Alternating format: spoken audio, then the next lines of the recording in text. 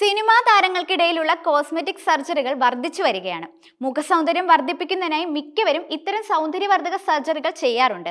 നേരത്തെ ബോളിവുഡിലായിരുന്ന കോസ്മെറ്റിക് സർജറികൾ കൂടുതലാണെങ്കിൽ ഇന്ന് നമ്മുടെ മോളിവുഡിലും ഈ ട്രെൻഡ് ഉണ്ട്.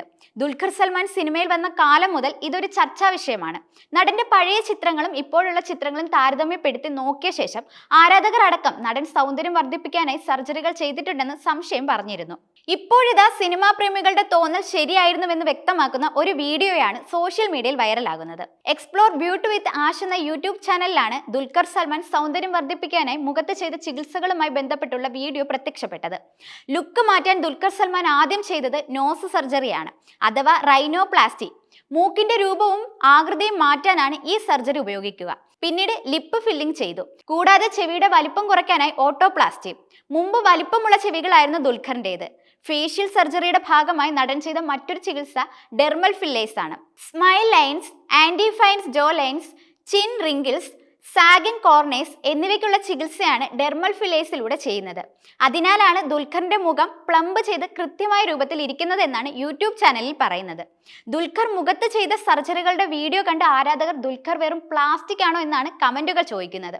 ഇതൊക്കെ വെച്ച് നോക്കുമ്പോൾ നമ്മളൊക്കെ ജന്മനാ എന്ത് സുന്ദരന്മാരാണ്.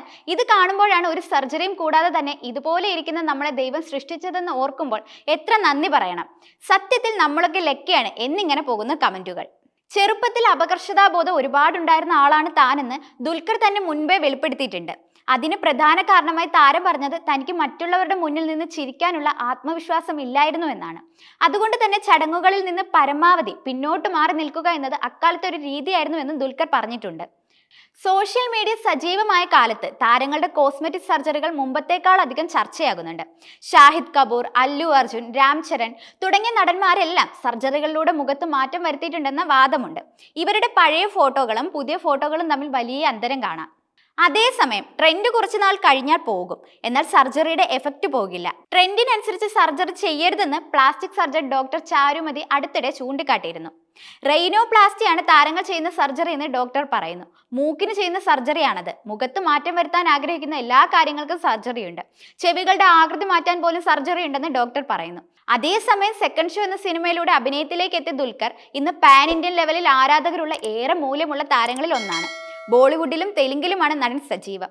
കിങ് ഓഫ് കൊത്തയ്ക്ക് ശേഷം വേറൊരു മലയാള സിനിമയും ദുൽഖറിൻ്റെതായി പുറത്തിറങ്ങിയിട്ടില്ല.